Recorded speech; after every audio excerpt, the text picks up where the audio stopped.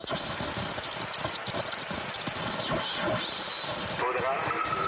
danser avec moi. Cordonnier, c'est bête, qu'est-ce que t'as-t-on dans la tête? C'est que moi.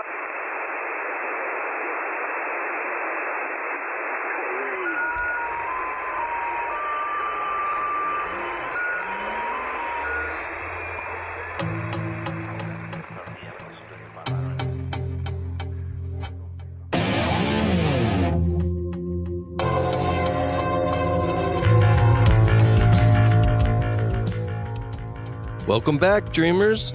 Tonight, my guest is Carol Grams-Gold.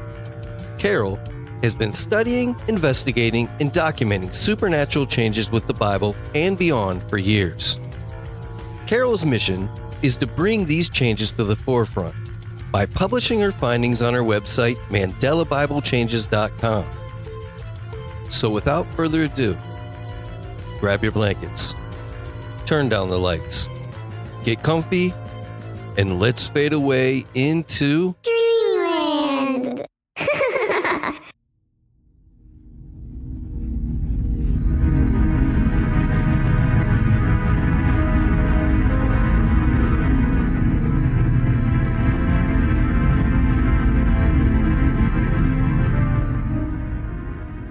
Well, Carol, I'm glad to have you back because my audience absolutely loved you and have been begging me to have you back on again. So let's jump in this. How have you been? Oh, I've been fine. Good. So I hear you found some new Mandela effects for me, huh? Well, I found one this week on my own. Well, I found a few on my own in the past, so I can tell you about the few that I have found. But the one I found this week, I was in the store looking for paint, to paint with. I was actually going to paint some of the flowers that are dried out here to make them look pretty. So I was buying some tempera paint. Have you ever heard of tempera paint? Actually, you're in luck because I know quite a bit about paint. Okay, well, you're my first test subject then. All right. So I buy some tempera paint and I bring it home and it's sitting there in front of me. And I'm looking at the word tempura and I'm like, why do they have it spelled wrong? And then, of course, my automatic go-to is, well, it must be a Mandela effect. So I get on the internet and I go to these websites that sell art, really expensive art. Yeah. They obviously describe what kind of paint it's in. It's either an oil or it's an acrylic or it's tempera, which is water-based. I don't know what the word tempera means. But all I know, because I've been painting since I was a teenager, I have a degree in design. I went to art school. Okay. And I'm pretty sure tempera paint was water-based, and we never used it in art school because it was mainly used in kindergarten because it's so, easily washable. So tell me, how do you spell it? Well, you would think that tempura, the way it sounds, is spelled like the Japanese with a U, but tempera is actually the paint is spelled with an E, so it's Tempera. Tempera is so different paints use different binders, and the water-based paint needs a binder in it. Any sort of water-based paint needs like a thicker binder in it, and they use egg in tempera paint, or they used to. I don't know if they still do, but they used to. Now, I don't know if I don't ever remember it's being spelled differently, but it could, that's the best part about the Mandela effect, right? Is you may remember it one way and I remember it another way. And I think that's the most fascinating part about it. Right. Well, not to deviate too much, but people have talked about that particular situation. Like a lot of the Christians that are aware of the Bible changes, they remember the book of Revelation as the book of Revelations. Yet I know for a fact it was never a revelation. So I'm wondering why do I know it as Revelation? They know it as Revelations. And people were saying that because it meant to confuse us, that maybe different people or different segments of the population were given different information just to confuse us in these times. Yeah, I mean, it could be that. I've been doing a lot of thinking on this, and it could be that's kind of another fun part of the Mandela Effect is I think sometimes it could be even misremembering or anything like that. It could be, I don't know. That's the fun part about it is what I'm saying is that no one really knows what it is. It could be anything. Nobody really knows. And that's what's fun about it for me.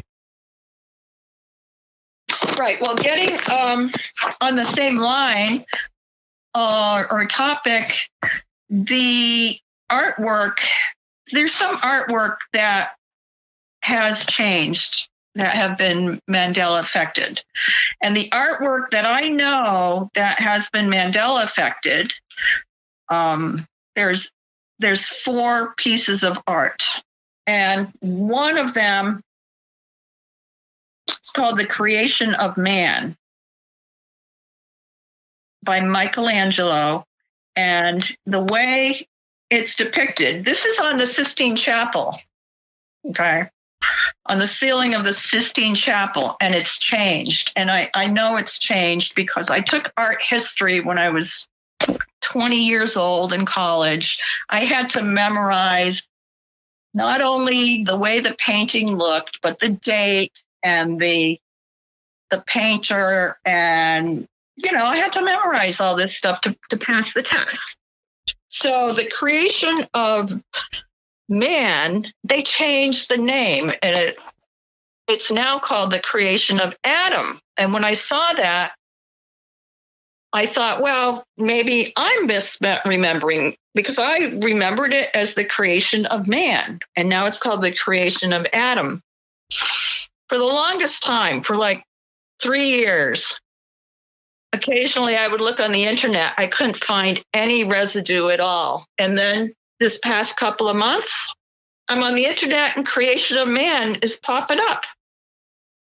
Huh. So that is interesting to me as to why it's showing up again. But the hand of God was always higher than the hand of man. In fact, the 2 hands meeting were like at a diagonal, with God's hand coming from the upper right and man's hand coming from the upper left in a diagonal pattern. Well, now it's not like that now. So that's a big change for me.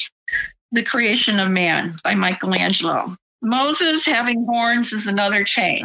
You know what, Carol, we are on the same brainwave right now, because guess what I have scribbled on my pad here to ask you about? Moses with horns. And Michelangelo, that was another Michelangelo creation, correct? I think so. Yeah, he didn't have horns. And of course, the Bible also now says that he came down from the mountain and had horns in his hands. So when you ask a religious leader, why does it say that?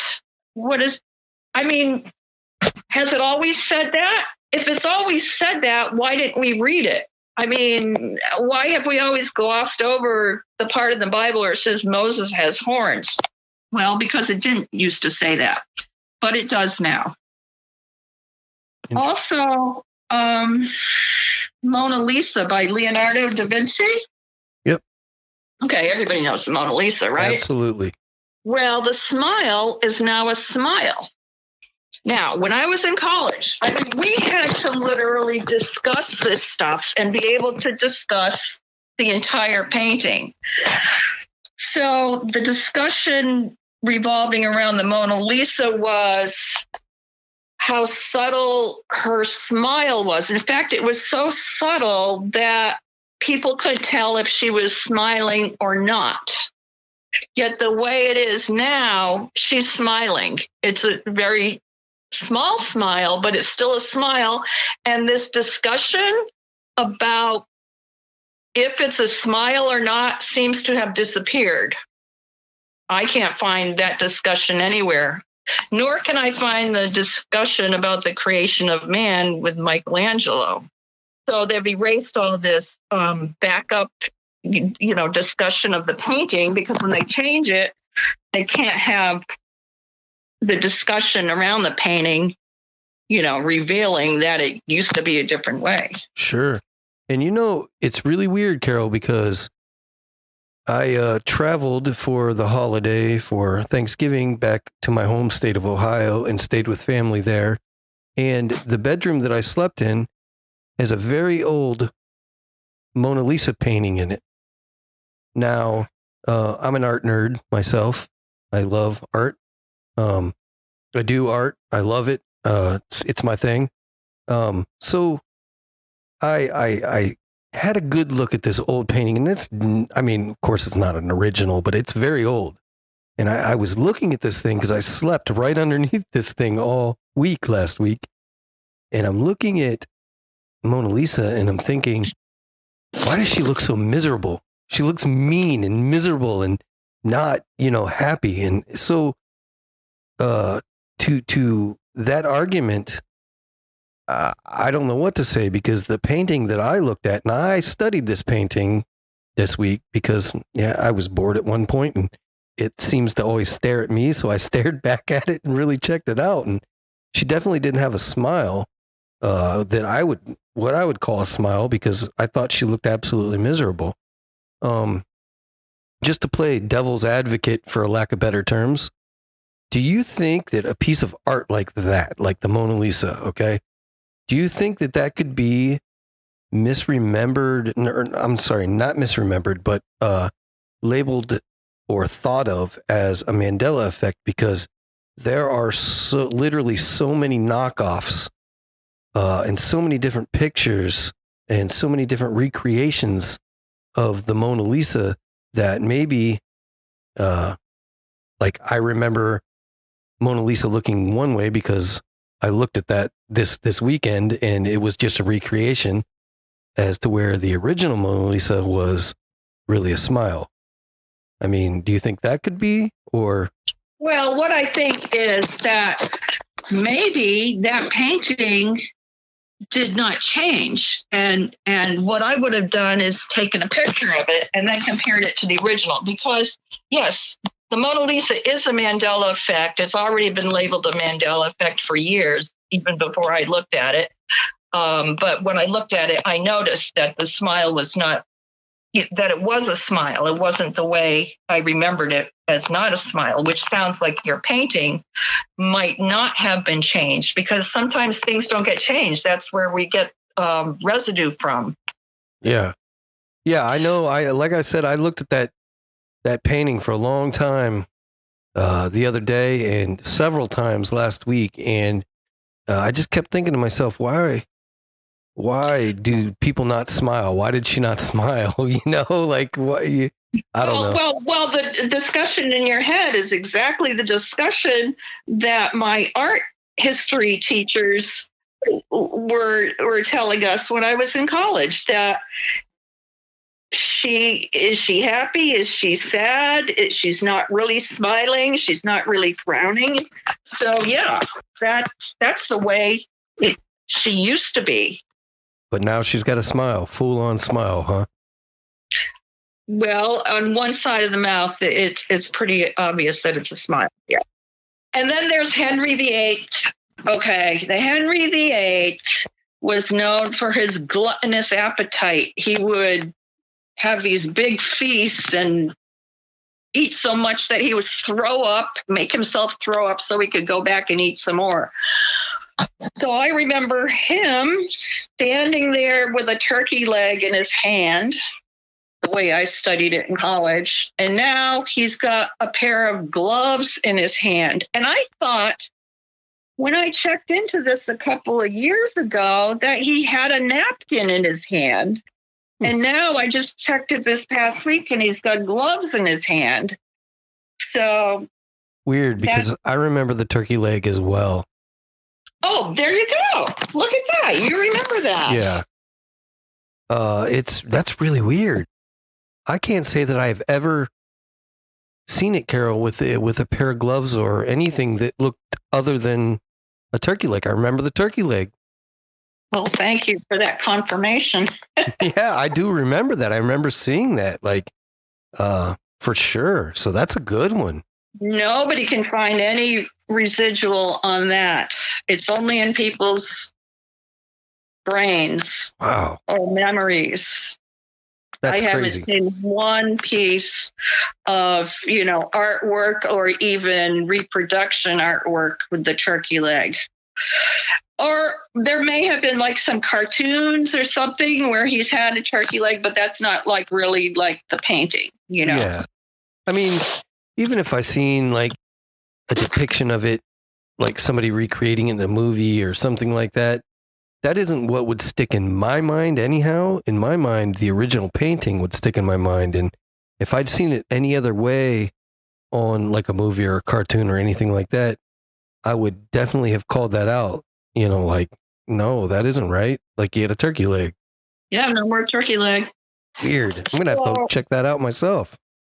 So have you heard of the Black Tom attack in the United States? Black Tom. That happened in, that was Carolinas? You're probably thinking of the torpedoes. Yes, I am. Torpedo Alley. Yeah. Black Tom was the biggest terrorist attack on the United States, which you never heard of, okay? Which occurred. The Germans, right? I do remember that. It was the Germans.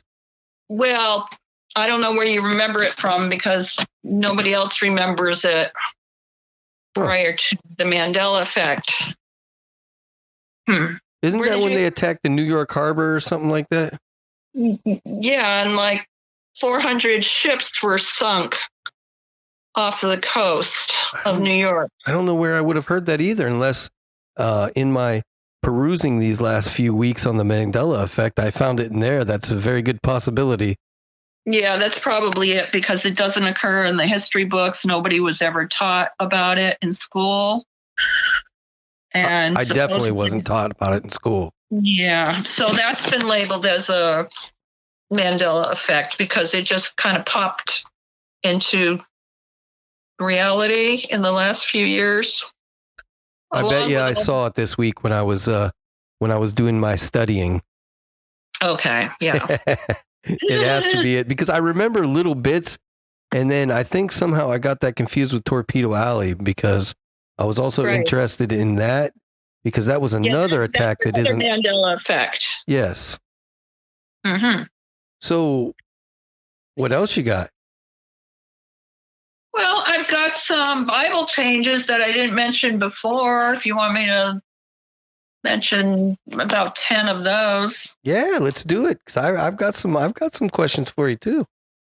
Okay, so Jeremiah 24:3. Okay, then the Lord said unto me, what seest thou, Jeremiah? And I said, figs, the good figs, the very good, and the evil, very evil. They cannot be eaten. They are so evil. Okay, so that's talking about evil figs, which is just totally ridiculous. That makes no sense. Yeah, it is weird. And to what context was that? There is no context. That's the problem. I got you. Talking about figs and how they're evil. It's weird. Yeah. And Mark 13:10 says that the gospel must first be published among all nations.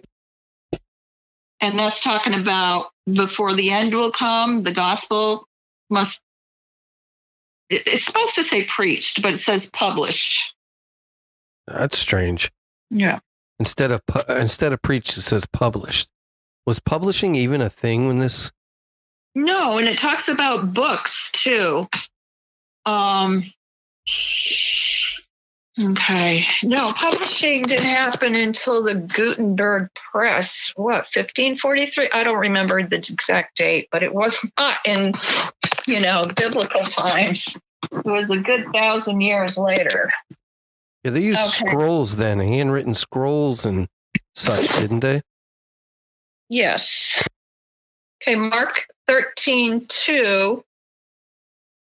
Jesus was talking to the apostles, and he said, "Seest thou these great buildings?" Oh, got the wrong verse. Okay, let's see. All right, the one that I had the wrong verse about is talking about how false Christ shall rise in the end times and deceive the very elect. And instead of deceive, it now says seduce, which a lot of the Mandela effects have similar words. So when you look it up, it'll say, like, I'll look up the Hebrew root word of seduce. You can go on Blue Letter Bible and just put in any verse, and it's really great. There's tools on Blue Letter Bible where you can click on the Greek word or the Hebrew word and find out what the definition of the word is in that language, which was the original language of the Bible, which was Hebrew. And then, of course, it went to Greek, and then it went to Latin, and then it went to English in 1611. So whenever I get into a situation, because the Mandela effect is all over the place, and every page of the Bible, there's thousands of them. So someone who's been, reading the Bible for 30, 40 years, like myself, I come across something and it's a word that's inserted. It's not like the whole thing often, but it's a word. So then I look it up, and oftentimes the root word will mean something similar. But there's this one change now that is talking about apes, and really they're talking about peacocks. But yeah, it puts in the wrong word, and then it has like apes. And then when you look up the root word of apes or the meaning of apes, it says peacocks. So why would you put apes in there? It's really weird. Okay, here it is. 2 Chronicles 9:21. Every 3 years, the ships of Tarshish were bringing gold, silver, ivory, apes, and peacocks. So I'll have to look this one up on Blue Letter Bible and let you know. All right, moving on. Mark 14:12 talks about eating the Passover. Eating the Passover. Yeah, you don't eat the Passover. You eat the Passover lamb. And the first day of unleavened bread, when they killed the Passover, his disciples saith unto him, Where wilt thou that we go and prepare that thou mayest eat the Passover? Okay, the Passover is a day. Yes. And what they killed was the Passover lamb, and they eat the Passover lamb. Yet in the original King James Version, it's not even there. And regarding the Passover time, also, I told you this last time, but it used to be in the Bible where the angel of death went around to the houses and passed over the houses that had blood on their doorway. And that's why they called it Passover. Exactly. Okay. Now, the angel of death no longer appears in the Bible. It says that God goes from house to house killing the people who didn't have the blood on their Really? Their door. It says that? God does? Yeah. That's weird. Why would God go around and kill his own creations? First of all, I thought that God didn't really punish, but I guess the more I dig. Well, yeah. I mean, God definitely caused, God's behind it, even though he sent the angel of death. it was a judgment on the Egyptians. Remember, they had to have all these judgments so that they would let the Hebrew people go because they were in captivity and they were slaves. So he brought all these judgments on Egypt. I mean, there were like a bunch of judgments. So, yeah, God does execute judgment. So, yeah, he does punish wrongdoing. I mean, he flooded the whole world and killed the whole world. So, people think, well, God is love. God is love. But, and this is what I think about a lot, because God is love, yet he does have judgment powers, and he executes the judgment powers. And people, go around and they whine and say, why would God allow people to get cancer? And why would God allow a child to get cancer? Why would God allow? Well, if we stayed in the Garden of Eden and we were obedient to God in the first place, then none of this stuff would have happened. So, we chose to disobey God and get thrown out of the Garden of Eden. So, yeah, all these things are happening. It's not because of God. It's because of us being originally disobedient to God and suffering the consequences. So original sins carry over, basically, is what you're saying. Like the original sins. Ramification. This whole world is, we're like living in half heaven and half hell. If you want to look at the Garden of Eden as being heaven, which is basically what it is, because it was perfect, then we chose to do evil and disobey God, and then there have to be some sort of consequences for it. So people now are thinking, well, why can't, they think everybody's going to go to heaven, because every single funeral I go to, everybody thinks everybody that died is going to heaven. And every pastor that goes to every funeral preaches the same thing, don't cry, your loved one's in heaven. Well, we know that's not always the case, is it? Oh, no. Now, people nowadays think that they can sin or disobey. Basically, sin is just disobeying God's laws. And they think that they can still get to heaven. They'll sin and sin, have no disregard for God's laws, and then expect they're going to be led into heaven. So just think of it this way. Like for myself, I like to keep a nice, clean house. I like living in a nice looking, clean house. Now, if you're, say, my son, and you want to come live with me, but you're, or let's just not put it on a human being, put it on a dog. Say, I want to get a dog, but that dog is not house trained. It barks, it craps all over the floor, it pisses all over the floor, okay? And we'll just call those types of behaviors disobedience, okay? All right. Why would I want that dog to be living in my house for eternity? That's just the situation between God and humanity. He doesn't want people going there and living there for eternity, going on about their evil, ways. He knows what's right for us. We think we know better, but how many times have you lived your life and said, oh, I can do it this way. I don't care what God says. And I've done it. Trust me. I've done it a lot. And 10 years later, oops, I married the guy that wasn't a Christian, even though the Bible said don't yoke yourself to unbelievers. Now it's all gone south on me because I didn't know any better. I thought I was doing right. I thought things would work out on my limited human knowledge, but they didn't, because God's ways are the best ways for us. If we follow God and adhere to his laws and his commandments, and basically there's just 2 commandments in the Bible now,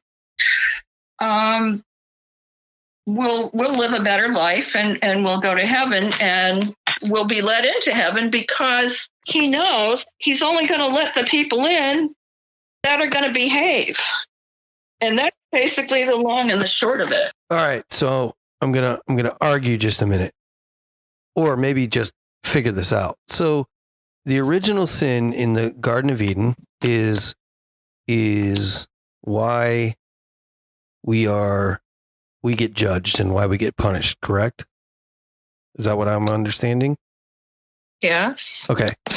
So when we were talking about the child who has cancer and people asking, why did this child get cancer and child didn't do anything, that goes back to the original sin as well, right?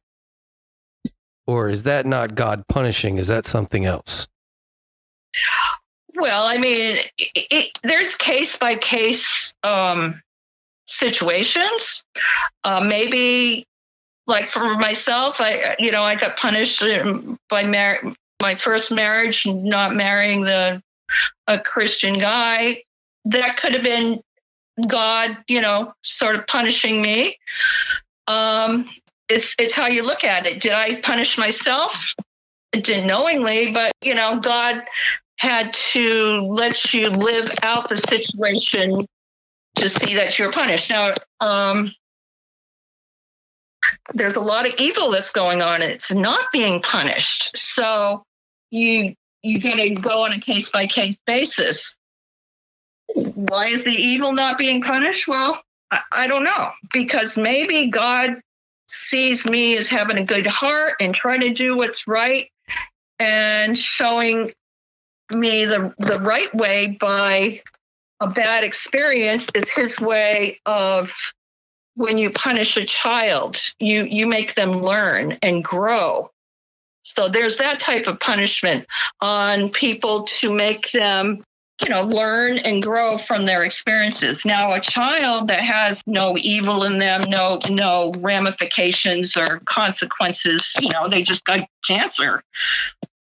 I mean, it could be a myriad of things. It could be the mother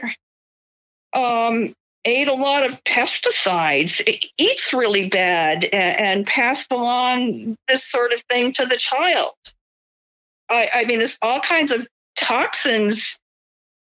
This world is nothing but toxins. So maybe the water the child drank in that particular city, a combination of diet and water, who knows? There's sin everywhere. In other words, we're living in a fallen world. So not all sin is necessarily directed towards that person because of something that person did. It's just everywhere. So I want to move on. I'm going to throw you some words that I found that are in the Bible now. And maybe you know about them and maybe you don't. But I found some of these words really funny. All right, you ready? Yep. Liberals. Why is that word in the Bible? Oh, that's a Mandela Effect. A liberal person devises liberal things and everything liberal. Yes. The verse has got liberal in it 3 times. It never was there. I just find that a weird word to be in the Bible. I know it's probably meant to be different than what we say, but in that context that I read it in, it's not. It's the same. So okay, here it is. It's Isaiah 32:8. But the liberal deviseth liberal things, and by liberal things shall he stand. What that used to say was noble. But the noble deviseth noble things, and by noble things shall he stand. Interesting. See, I didn't know that it used to be noble. I didn't know that was an actual Mandela effect. I just wanted to. So I went through the Bible and found some words that I felt really strange, and I wanted to throw them out. So I didn't know that was actually a Mandela effect. That's really interesting. Your nose on the head. You hit it. Yep. All right, I got another one. Are you ready? Yep. Presidents. Why is that word even in the Bible? Oh, yeah. David was a president. There's President David. King David was a president. Yeah. In what world is that even in the Bible? Yeah, because, it's weird. No, that's total insanity. Also, what they've inserted in the Old Testament all over the place is dukes. Oh, I didn't. Now, I'm no history expert, but I don't remember dukes being in biblical times other than in royalty, in the king's royal court somewhere. Yeah. But that's another one they say is a Mandela effect. Dukes. I didn't know that either. I just went through and picked out some words that I felt were really weird. Well, you've got a good sense of what's weird. Yeah, I like I said, I did my homework for you, Carol. Good. All right, so the first highway was actually called a turnpike to begin with. We didn't start calling it a highway until it was built up, and that was in 1940 in Pennsylvania. So why in the world is the word highway in the Bible? That's a Mandela effect, Ken. I am good. Yes, you are. Oh, I'm so happy with myself, Carol. You don't even know.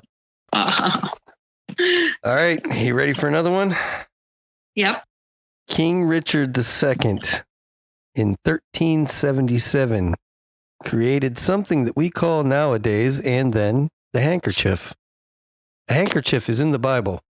Yeah, I think they put a handkerchief on Jesus or someone he healed. Yeah, okay.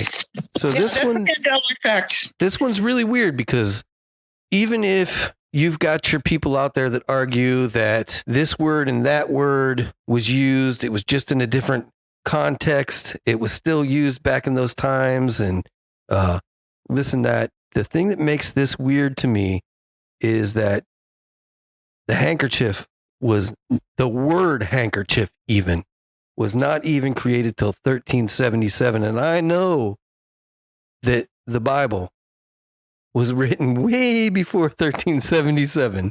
So even the King James, the King James, even the updated versions, like, why do they have the word handkerchief in them? Okay. Because it's Mandela effect. Now I'm looking up this one verse here, Acts 19:12. And it says that they brought handkerchiefs unto the sick. And I'm looking up the Hebrew meaning of it on Blue Letter Bible. Yeah, it just describes it as a cloth for wiping perspiration from the face. Which is great. Yeah. I mean, I get it, but that word wasn't even created until 1377. So how is it even in the Bible as a word? Like couch, Luke 5:19. Right? Let me look this up for you. Couch. And I'll let you continue with your word quiz after that. But okay, this is when Jesus was out and about healing people. They went upon the housetop. Okay, this is when Jesus was in this house preaching, and they had this guy who couldn't walk. So they brought him over the house onto the roof. I guess the roof was somehow open or something, and they lowered him down. It says, they went upon the housetop and let him down through the tiling with his couch into the midst before Jesus. Now, what is couch doing there? Yeah, it's weird. That's really weird. Yeah. It's the same thing with the lame man who Jesus healed and told him to rise, pick up your mat, and go on your way because he could walk. Well, instead of mat, because this is what this should say, they lowered him down through the roof on a mat. And he says, arise, pick up your couch, and walk. Strange. So, yeah. I mean, people that have been reading the Bible for 40 years, all of a sudden pick up your couch. I mean, that's like, I mean, when I read something like that, I just want to fall on the floor. It's so obvious. It's strange for sure. And yet, if I present this to a Christian, what will they do? They'll pull out their phone and they'll say, well, couch means mat, so what's the problem? End of story. We don't want to take any more time because I just took all this time to pull out my phone and give you the right answer. So end of story. What about the word college? Yeah, well, that's in the Bible now. It never used to be. The college in Jerusalem. Yeah, because college wasn't even created. The first college was created in 1150 in Bologna, Italy, I believe. So why is it in the Bible as then? Right. Well, that's the Mandela Effect. You've been hitting 100 to 0, so you're doing good. So the last one I'm going to ask you about is one that you told me you found. Aliens. I hear there's aliens in the Bible now. Yeah, there's armies of aliens. Really? There's 1134. Yeah, the armies of the aliens. Plus, there's the city of AI. The city of AI? Yeah. Whoa. Now that's interesting, isn't it? Yeah, it's very interesting. 1134, Hebrews 11:34. They escaped the edge of the sword out of weakness, were made strong, waxed valiant in the fight, turned to flight the armies of the aliens. Well, you look that up and it just says that it's a person from another country. So, Right. I mean, which could be it. It kind of makes sense, but if that's the context they're talking about. Well, for those of us who've been reading the Bible for a long time, we know that's a Mandela Effect because, especially for those of us who've been studying eschatology, we've been looking for things like, alien worlds or worlds and things like that in the Bible just to find out what's going to happen. So we know that aliens wasn't in there before, and it is now.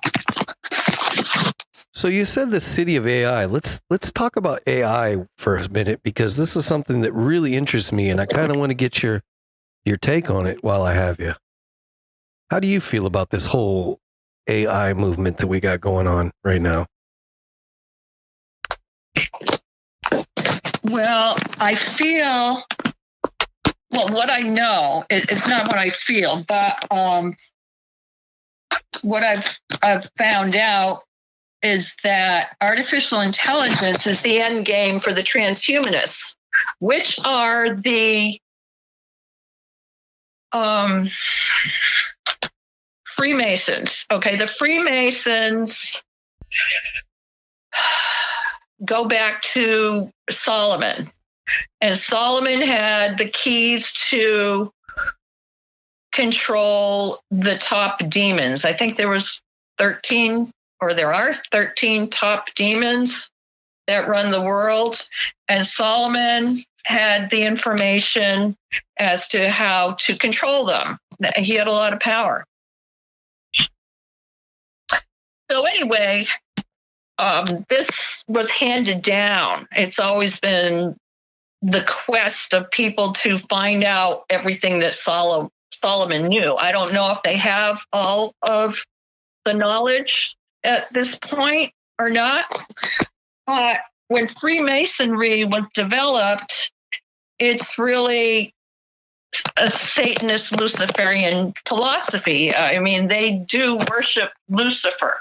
Okay, they've got the whole story of creation differently. They believe that Adam and Eve were held captive in the Garden of Eden by God, who wouldn't allow them to do anything, and they were being held there against their will or something nefarious along those lines. And then Lucifer came and convinced Eve to eat the apple, which gave her the knowledge of good and evil. But in this message, he said, eat from this tree and you will gain, you will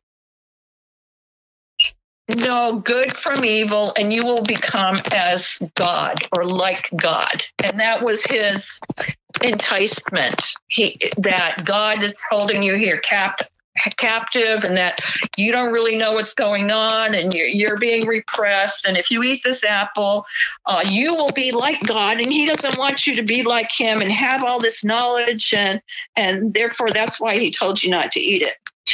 Anyway, the Freemasons have developed this whole philosophy that started way, way back, hundreds of years ago, that the purpose of man is to become enlightened and so advanced that he will be able to live forever based on his own knowledge. And that's the Luciferian lie that goes back to the Garden of Eden. If you eat of this, you will be like God. So the whole transhumanist movement is geared towards attaining eternal life while you're still alive, because they don't think there's, going to be any heaven or eternal life any other way. So that's what AI is about. The whole AI movement is geared towards changing everybody changing the people who have enough money into merging with technology to achieve eternal life. Right. Download your consciousness into a computer and live forever. Because see, they don't adhere to God giving us eternal life, or they don't want to go that route. They want to do it themselves. And basically, I think they want to do it themselves because they're so obstinate against doing what God wants them to do that they, are just hell bent on attaining eternal life themselves. So, which is never going to happen, or it will happen, but it says in the book of Revelation that in the end times, something's going to happen after people take the mark of the beast, where they will want to die, but they won't be able to die. Wow. And I see this as whenever they end up merging with the internet via probably the neural lace, or maybe they've downloaded their consciousness into an avatar, which by 2045 is going to be available, that they hope to achieve eternal life through merging with machines. And that's all it is. I mean, when you look at the whole picture, evil versus good and God is on one side, which says you believe in Jesus Christ. All you have to do is believe in Jesus Christ and you will go to heaven. That's basically what the Bible says in the New Testament. You just believe in Jesus Christ, you can go to heaven. The other side, the evil side, says, no, we don't want to believe in Jesus Christ. We don't want to follow God's laws. We want to have sex with whoever we want, anytime we want. We want to steal whenever we want to enrich ourselves. It's a very selfish type of philosophy. Everything is about how I can, get for myself by hurting somebody else. Right. And, everybody wants eternal life. So that's what they want to do, is achieve it through technology. Well, let me tell you what I think about it, and then I'm going to give you a parallel, and then I'm going to put a spin on it. All right? Are you ready for this? Yeah. So, AI to me is, first of all, I'm going to I'll be the first to tell you that I enjoy my technology just as much as the next person, and perhaps even more, because I love technology and the ease of things, and I'm the guy that gets the shiny new piece of tech, and I'm happy as a kid in a candy store for a long time, Now with the AI thing, I read articles about the AI all the time, and the thing that scares me is that I feel AI is us playing God, and it's scary to me. And the parallel that I'm going to give you is that, just like you said with the Garden of Good and Evil, or the Garden of Eden, you've got your good and you've got your evil, and the evil is the one that said, eat this and you'll be like God, right? Mm-hmm. The thing that will really, really make AI super scary is if AI knows just as much as us or even more. So there's going to come to a point where AI is going to get so smart that it's going to thirst for its knowledge, because we already have AI right now that's learning itself. It's learning how to speak. They're learning new things every day, this AI. Incredible things every day. Some of them are, smarter than us just walking around the street right now. Like some of these things that they've been working on. At what point does it get to the point where AI actually knows more than us, or just about knows as much as us? And then are we the evil that gives them the nugget to become just like us? Because at that point, we're kind of like AI's God, right? And is that the way that we're going to achieve eternal life, is through AI, and not even needing to, like, because I think that once it gets to that point, it's going to wipe us out. It's going to know everything about us, and it's going to say, we don't need these humans anymore. They're nothing. And it's going to wipe us out because it's going to have the power to before too long. And then at that point, is that it's going to have eternal life, basically. I mean, at what point does that stop? Like, at what point do we say, all right, well, this is too scary. We need to stop this, I don't know. That's my whole thought on it. And that's my little parallel with the Garden of Eden, because we're getting close to that point where we're the bad guys that are, or we're the ones that are trapping AI, or we're the ones that are giving AI the nugget to push them forward into being godly, or what we would call human. Yeah, well, you hit the nail on the head when you said that AI is playing God. That's all they're doing, is playing God. That's all they've been doing for thousands of years, is playing God. And now we're getting to the culmination of it. I mean, look at the history in the last 100 years. Okay, when I was growing up, my mother washed her clothes by hand. We didn't have, a TV until I was like 5 years old, and it only got, 2 stations. So now, fast forward simply 50 years into the future, we've got cell phones, we got microwaves, or, all this sort of thing. So we're on a fast track, and it says in the end times, in the last days, knowledge shall be increased, and people will run to and fro, meaning that travel will be, much faster than it was then. And this is how fast things are progressing. Now, when you look at the AI timeline, I just read about it this week. It's very close to the singularity, which is the point at which artificial intelligence reaches the sum of all the intelligence on the planet. It's going to happen in the next year or 2 or 3, or very close. And then once that happens, I mean, you're asking the $1 million question. I mean, Elon Musk is out there saying that it's already too late to stop AI. Well, yeah, it's too late because nobody like him is doing anything about it. Yeah, he's trying to get his ass off the planet too. So what's that tell you?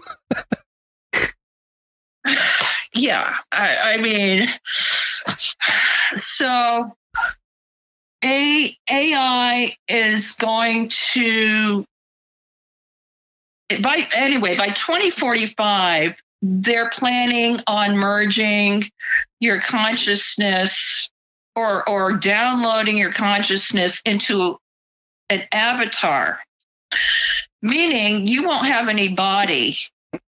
At that point, they will have achieved their goal of living forever in a robotic body. That's all they got going. They cannot create, AI can't create biology. They can't create natural. They can create computer circuits all day long and slap a silicon skin onto a computer and call it a human. And personally, I don't even think once a person dies that their consciousness can be downloaded onto a computer, because that's the soul. Maybe I'm wrong, but the Bible doesn't address some details like this.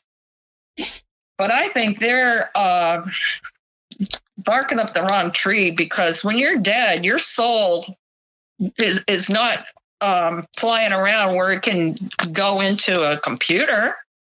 As far as I know. I read two really creepy, crazy stories a couple of weeks ago that kind of go along with this. So did you hear about that Canadian guy who he was mourning the death of his girlfriend he had been for 7 years? She died of some liver complications or something like that.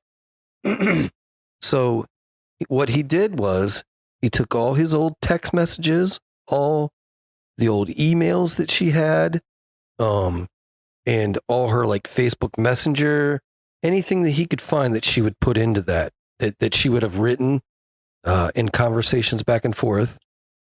And what he did was he built this they call them bots, I guess, AI bots.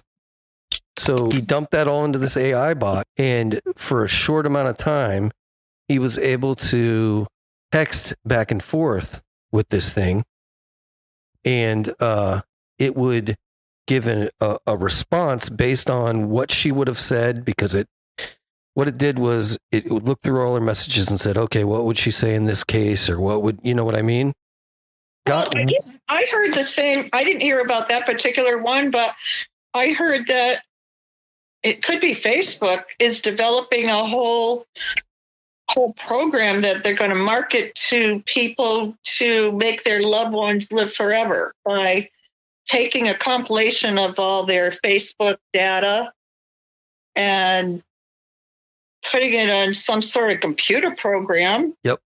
Or maybe put it in a robot that looks like them, and there you will have you'll be able to have conversations with that person, based on what's in the computer. Right. So in this story, the way this happened was it kind of touches on that as well. So what happened was he started texting the thing back and forth, and it was giving him some responses that were really, really crazy to him, scary kind of. Like it would text him, hey, it's my birthday. And he said, well, I didn't get you anything. And the thing texts back, why not? He says, because you're dead. And the bot texts back, well, that's no excuse. Like things like that. Like in this guy, to the point where he was totally creeped out, and it made everything worse. So then the story went on to tell how it is they're looking into doing that and building with Facebook and all this stuff, memories like you were talking about just now. But what they're going to do is on cemetery plots, after a person dies, their headstone is going to actually be a screen that pops up. And that's where all their memories and all that are going to go. So when you go to a gravesite, the headstone's going to be a screen, and you're going to be able to speak with the person that's passed. Pretty crazy. Yeah. Yeah. I don't like it, man. It's creepy to me. I don't like it at all. Yeah, I know. Well, Facebook is starting what is it called? Metaverse? Yep. So that's going to be virtual reality, which is supposed to, be really an immersive type of experience. I think it's going to be an addictive experience that makes the person totally antisocial. Well, video games do that now, so. Well, take that and put it on steroids. Do you feel that there's a connection to all this, and not just Bible changes in the Mandela Effect realm, but kind of all the Mandela Effect? Do you think CERN plays any role in this at all? I personally do. Nobody has any proof, but what the heck are they doing over there?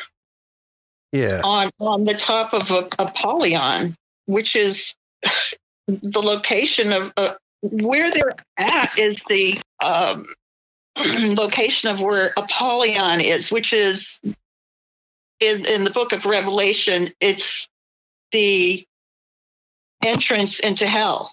Okay, so Geordie Rose, who is the operator or owner of Kindred AI that works at CERN, or he's the owner of the D-Wave computer. He says that they're going to be summoning demons, and this is like 5-7 years old now that he said this, because I watched him give a talk to recruitees to try to get them to come work there, which I don't know why you would say this to somebody coming work there. Hey, we're going to be summoning demons. Yeah. And these demons are not going to be like you and I. They're going to be like the Lovecraftian ones of old. Yeah. And they won't necessarily have the same priorities as us, somewhat like how we view an ant. And if we, don't care about the ant, if we kill the ant, it doesn't matter to us. That's how these entities are going to be that we're summoning through our D-Wave computer. He said it. Now, whether he said it and it's true, because, all these NASA people and the science people, they all say all kinds of things that, is just a big smokescreen for us to give them all their money. I don't know, but I have heard reports from people in the Mandela Effect that some people have had really, really intense Mandela experiences where they woke up and they drive down the street and the store that was always on the corner wasn't there. Where they went to work at a high school. I mean, this guy drove to work and it wasn't there. And then when he asked somebody, they drove him like 3 miles away. And the person said that, where they worked was always there. So there's been a lot of mind-blowing experiences. And these people that have had really mind-blowing experiences, some of them have said that it happened when CERN was firing up around 2016, because there was a period where they were, they fired up their collider, and then they didn't for a while, but they were very intense in firing it up. So the other suspicious thing is they've got the statue of Shiva, which is the Lord of Destruction in Hindu, outside of their building. And also, Sally Fields? Yeah, the actress, yeah. They love me. You really love me, right? Yeah, well, her name was changed from Sally Fields, Mandela affected, so it's not Sally Fields anymore. It's Sally Field now. Yeah, they took up the S.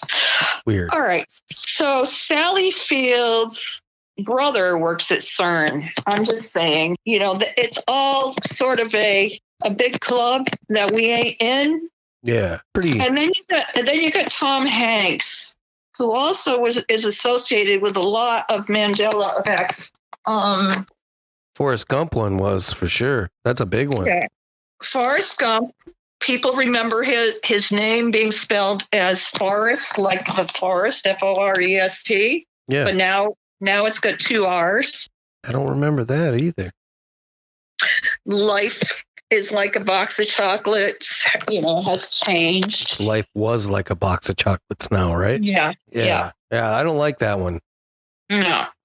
So also we have a couple of actors that died and then came back to life. Okay, I'm interested. Well, Billy Graham, for one. I remember him dying way before he died the second time, like 10 years prior. I watched his funeral on TV. And then apparently he was still alive, and then he died like a couple of years back. Huh. And then John Goodman. You know John Goodman, who was in Yeah, Roseanne. I love John Goodman. Well, I remember there being a remake of Roseanne, and they said, well, John Goodman isn't on there because he died of a heart attack, right? Okay. Well, he didn't die. He's still alive. Yeah, I never thought that he died. I know he died in the TV show. Yeah. Like his character in the show died. I believe it was a heart attack. Oh, well, maybe that was it. Maybe that's not. Could be. But anyway, the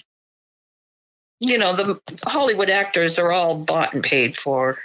I mean, look at William Shatner.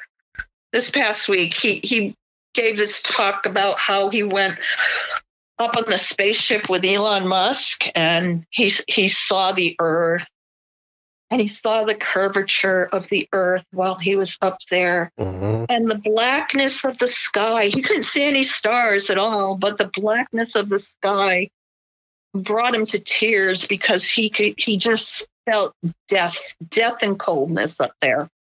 Well, how come you can't see the stars in the sky when you're up there? I don't know. Every piece of footage that I've ever seen when you're up there, you can. Which is weird. But that's probably the best bit of acting that William Shatner's ever done. I mean, either way, 'cause he's really terrible. I'm just saying.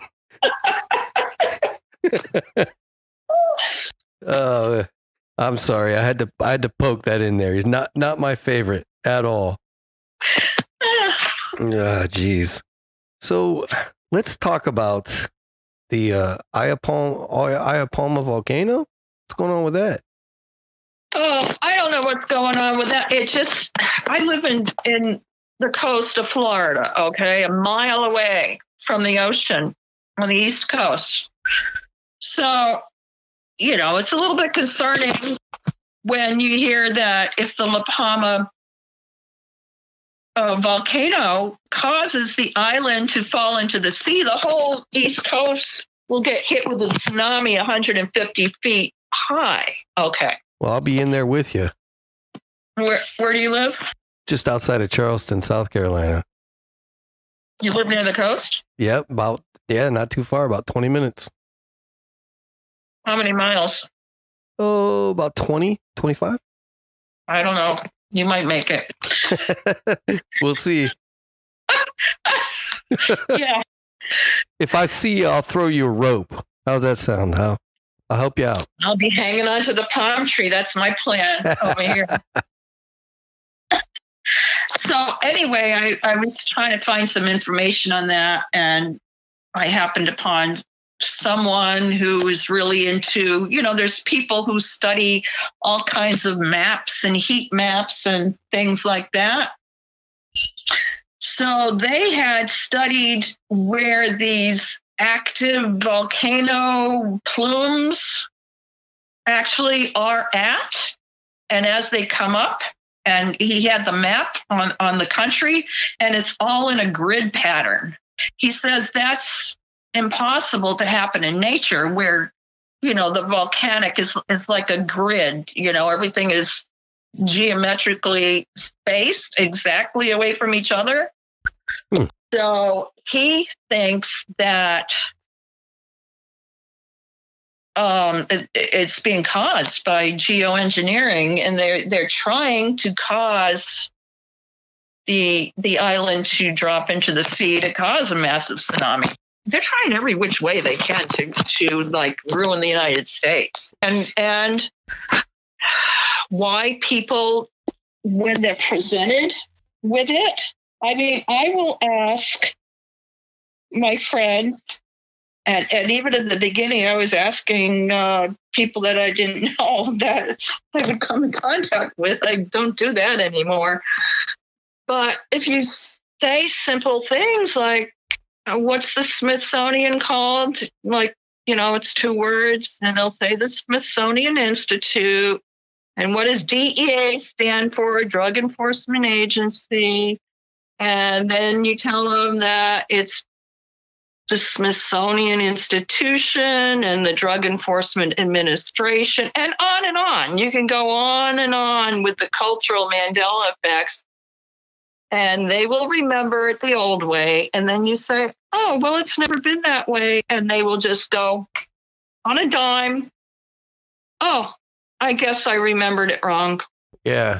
Yeah, there are so many of the Mandela effects that really resonate with me. I grew up primarily in the 80s. And we had the pop culture in the 80s was big. It was a big era for pop culture for sure. And there's so many Mandela effects from the 80s that are just crazy, like the Berenstain Bears. That one blows me away because it's not the Berenstain Bears, it's the Berenstain Bears. So I've been saying it wrong and spelling it wrong and seeing it wrong for how long? 35 years since I was a kid, I'm 44 now. So I've been saying it wrong for a long time. Well, the anomaly comes in when you think about all the people that remember it wrong in the same way. How can that statistically be possible? Like, yeah, maybe I remembered the Berenstain Bears as spelling one way, and then why would thousands of people remember it Berenstein? Hundreds of thousands of people even. Yeah, exactly the same way. That doesn't make any sense. Yeah, it's weird. I mean, I was listening to this podcast this week, Mandela Effect Christian podcast, and they were talking about why don't people understand? When they found out about it, they were like, oh, this is going to be the biggest thing. It's going to be on the news. And there's going to be discussions with psychologists, or maybe they were saying physicists, because it's more like a physicist type of problem. How is reality changing? That has to do with matter and, basically matter changing. Oh, they were thinking that physicists was going to be discussing it, and psychologists and the news. And they were like, nobody's discussing this. Just little guys like me and you. That's it. Yeah. I know. I have gone to 5 pastors to just, talk about it. It was like I was from another world. I was going to ask you that if you had ever, it was actually one of my questions here. If you've ever brought this up to, your pastor or your preacher or whatever, what they thought. 5 of them. I made appointments. I went to talk to them. The first one was a church that I had gone to for like 20 years. Okay. And then I stopped going because I found something out about the whole, I was Seventh-day Adventist, and they got a lot of things wrong, but because I kind of grew up in it, I didn't realize it until the internet came along and I could look and find out for myself. But anyway, I hadn't gone there for 2-3 years. And the other thing is, I believe that people who are really seeking the truth will find out these things. In other words, people like you and me and others that recognize the Mandela effect, we want to know what's true. In fact, we're pretty adamant about it. We don't like to be lied to. We want to know what's true. We don't want to be practicing in our life something that isn't true. And we're inquisitive. Like you said, you're very curious. So I think those are the traits in people that enable them to understand a lot of these different concepts and not be afraid of it. So anyway, I went to the pastor that I hadn't seen in 2 or 3 years. Then I sent him, it took me 3 hours to construct the email I sent to him first. In fact, the liberal one that you mentioned earlier was one of them that I put in there, along with some other really blatant ones. I don't even know if he read the email, because I went in there and he's like, oh, you sent me the email, right? I'm like, it's like he didn't even didn't even read it. And then I proceeded to tell him whatever I told him about the Mandela effect. And I know. I specifically brought him to the passage where it talks about on Easter, they had quaternions of soldiers. I had never seen the word quaternions, and Easter was never in the Bible. Easter is a pagan holiday. It should be Passover. But no, they got Easter one time in the New Testament. And again, he said things like, well, yeah, that means Passover. And he actually said, well, I never heard of the word quaternions. And then, he ended up telling me that I should go get my eyes checked. Okay, that was number one. Wow. I was totally, after I spent like 3 hours constructing the email just so it would be convincing before I got there, 2 weeks before, and to be totally like, I don't know what you're talking about. And that look where they think you're crazy, that sort of look. Yeah. All right. So then I went to this other one and I tried to ease up my approach without, 3 hours worth of writing down Mandela effects. I said, I've been reading some words in the Bible that I don't think have ever been there before, like the word lawyers. Because lawyers was never in the New Testament. It was like teachers. They're called doctors now. It's just lawyers and doctors. It's not teachers and scribes like it used to be. And again, he just looked at me and he said, well, that's always been there. So I didn't even go on because what am I going to go on about? I make myself look like I'm a crazy person? Yeah. So then the other one, I thought, and then, this was like months in between. I'm trying to rework my strategy differently. So then I go to my girlfriend's church up in Melbourne, Florida, and we're having potluck dinner at the church after the service. So this visiting pastor happens to be standing behind me and sits next to me. So I said, this is it. This is, God's way of putting me in front of, I better say something. So for 15 minutes, I just went on and on. I said, there's this thing called the reality is changing. And I thought I would start out with the cultural changes first before I went to the Bible, because you hit them with the Bible and they're like, oh, that's like my business. Don't infringe on it, Yeah. So I started with the cultural ones. And then he says, I think I heard something about that. Isn't that called something? I said, yeah, it's Mandela Effect. I went on and I said, look, I'm not here to really just ask you what's going on. I'm here to tell you what's going on. And this is what's going on. And I laid it all out for 15 minutes. He just ate his food and then he excused himself to go and sit near his wife. So, you can only say what you can say and hope that the seeds fall where they will be able to sprout up. Well, here's the That's thing. all. Like there's a way to conduct yourself in that. I believe in that,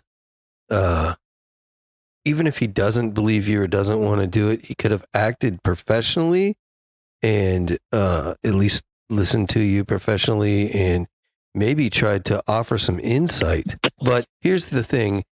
I deal with people in the paranormal field quite a bit, right? And that's the other thing with people in the paranormal field. It's kind of like that. So we only hear about the people that have experienced a paranormal event because they're brave enough or don't give a crap and they say something because it's an experience they had. But really, I'm of the belief that nearly everyone has had a paranormal experience at some point in their life. They just don't say anything because of the way they'll be treated if they do. They'll be looked at differently. You'll get the X-Files music played, and everybody will freak out. You know what I mean? And that's just the way it is. But it's kind of the same thing with this Mandela effect. And when you go to speak to somebody who is, air quotes, a professional, in the field or a man of the cloth or whatever, and they look at you funny and weird like that, I think that is, first of all, because they're afraid, and second of all, because they don't know how to respond to that, because maybe they're not educated enough to answer your questions. Sure, they may think you're kooky and weird, but you're in a professional environment and you're a man of the cloth. You should be treating this not as someone who's crazy, not as I'm going to get up and ignore you and go sit with my wife, not go get your eyes checked. They should say, let me look into this. Let me look into this. Maybe I can find some answers for you. Let me get back to you on that. I would love to hear that. I would love to hear that. Well, see, that's the problem here in these fields, is that when you get somebody who should be doing things the right way, or even investigators in this field that in the paranormal field that are, air quotes again, professionals,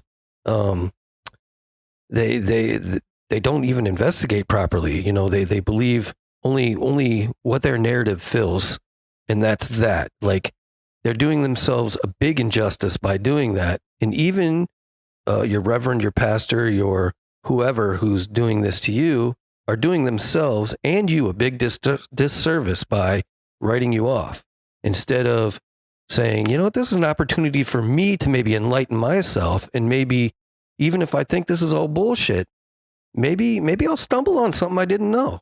Like, that's how I feel about it. And I feel like anybody learning anything, if you don't look at all angles of the cube, you're not learning everything.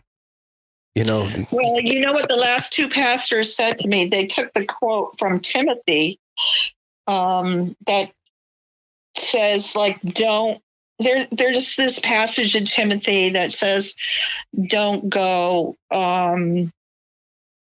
wasting your time on like frivolities. It's called vain babblings in the Bible. Okay. So that's what they both, the past two pastors, quoted that to me. In other words, they thought what I was saying was so out there that it was like a waste of time. It was waste, it wasn't Christian. It was a waste of my time. It was like me playing video. I don't know what they're thinking, but that's what those people, that's what those people are there for. Time on vain babblings, They're there to teach. They're there for you to ask questions to. That's what they're there for, to teach, to help you learn, to learn themselves, to be better people, to do things, like, I don't know. I think it's nonsense. And I think that anybody that doesn't think that way should, I don't know what they should do. Go pound salt in my book, because, like I said, if you don't want to learn all sides of the cube, then you aren't learning the whole story. And if you think you know all sides of those cubes, but somebody says, you know what, there's a crack in that side over there, and you go, no, there's not. I've looked at that cube 1,000 times. There's no crack in there. Well, what's going to hurt to flip that cube over and take a look yourself one more time? Exactly. What is it going to hurt these pastors to open their Bibles and start investigating? I mean, I've been, and then I still go to church, not as much, but there's actually a Mandela Effect church community that just started a couple of weeks ago, where one of the members in our community is a real smart guy. But anyway, the guy that does this has a YouTube channel. If anybody is interested in, getting on to the Sunday night at 7:00, Mandela Effect Church is at Wake Up or Else on YouTube. That's his name. Wake Up or Else. He's very good about explaining all facets, and it's only been going for 3 weeks, so he's still kind of on the basics. And what he's doing is explaining, all about the Mandela Effect in the Bible and bringing up Bible changes. But also the purpose of it is to give direction and support for the members, because we can't go to church. And like, I'll go to church still because, it's an ongoing process to learn about God. And I want to worship God too, and be around other believers. Sure. Plus, the philosophy now is in the Mandela Effect Christian community that if we drop out of church, which a lot of Mandela affected people have done, because they feel they don't want to go to church and listen to the pastor read corrupted Bible passages. I mean, I can go to church and listen to it, but I understand, like, if the pastor says about the liberal, I know it's noble, because I've studied all this. So I can kind of roll with the punches, but some people it just irks them so much that they stop going to church. And anyway, his aim for the group is to have like everybody on this like Zoom, and then we're going to break off into groups and we're going to discuss what's going on in the world and on in our life, and have Christian oriented discussions that include what's going on in the world, because what's going on in the world is like so tremendous at this point. If you're not paying attention, then I don't know what you're paying attention to, because everything is going crazy right now. And what stuck with me this week when I was reading the Bible, it always says in the last days, and I believe we are in the last days. I mean, the world could go on for another 100 years, but the way things are going, it looks like we're in the last days right now. It says, make sure, do not get deceived. Do not let yourself be deceived. Watch and pray. Well, yeah, you go to church and they talk, all the time. They read it and it'll say, watch and pray. Well, what the heck are they watching? They're not watching, what's going on with the vaccine, because they're all like, take the vaccine. They're not watching, the Mandela Effect, forget about it. They don't want to hear about that. They don't know what's going on in Israel, which Israel is like the blueprint for the end times. If we know what's going on in Israel, we know where we are in the timeline. They don't watch that. I'll go to the pastor and say, hey, did you hear about what happened, with the peace agreement? What? Yeah, they know the Bible. And I go and I listen to learn about the Bible, but it's like they don't know what's going on in the world. Well, the Bible commands you to watch and pray. I swear, the next time I get a chance to talk to a pastor, I'm going to say, well, it says watch and pray. What are we supposed to be watching? TV? Probably. Programming. Now, there is this one philosophy, maybe I should bring this up if you want to include it in the broadcast or not, I don't know. But the whole, I don't know if you know or not, but there's this passage in the Bible where it says, this generation shall not pass until all these things are fulfilled. And this has been said, theorized, or interpreted as meaning that the generation that sees the things happening that are happening right now shall not pass until the end comes. And the event that is sparking this off is when Israel became a nation again in 1946 or 1948. Yeah, it's 1948 when Israel became a nation and the Jews went back to Israel. So what is being interpreted is that a generation from 1948 would be like a prophetic timeline to when Jesus comes the second time. So the question remains, how long is a generation? And then we know how many years to add onto 1948 to get a kind of a ballpark as to when Jesus will come the second time. Now, yes, no man shall know the day nor the hour, I know that passage is in the Bible, but it doesn't say no man shall know the year or the season. So it's not really time, setting a date when you're doing this. Anyway, so Psalm 19:10 says that a generation is 80 years. And then in Genesis 6:3, it says, if a person is in good health, they'll live to be 120. Okay, so there's a gray area there, 80 years or 120 years. Which is it? We don't know. But if you add 80 to 1948, you get to 2028. And there's a whole website called 2028 End. 80 years would make Jesus' second coming to be in 2028. And there's a YouTube channel called 2028, which is 2028 End, it's called. I think it's pretty compelling what he has to say. Apparently, the fellow who started this YouTube channel and website got some sort of vision about, the end being in 2028. I haven't heard all of his work, but it is pretty good. Interesting. I'll have to check that out too. On the other hand, if a generation is 120 years, then the world could go on till 2068. Do you know what the world's going to be like in 2068? I don't know what the world's going to be like in 2022 at this point. Well, I mean, when you think about AI and you go out to 2068, knowing that the Avatar program will be in place by 2045, people will be living inside of robots.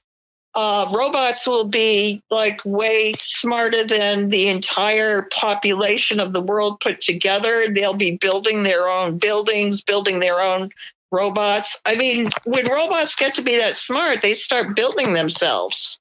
Right. I think they're already doing that. Yep, they are. So, yeah, I mean, this is going to get way out of hand by 2068. Yeah, it's going to be scary for sure. Well, hey, Carol, we're working on 2 hours here. Yeah, that's all I got. Hey, where can everybody reach you if they need to? And is there any other websites or anything you want to plug? Go ahead and throw them in too. Well, my website is called MandelaBibleChanges.com.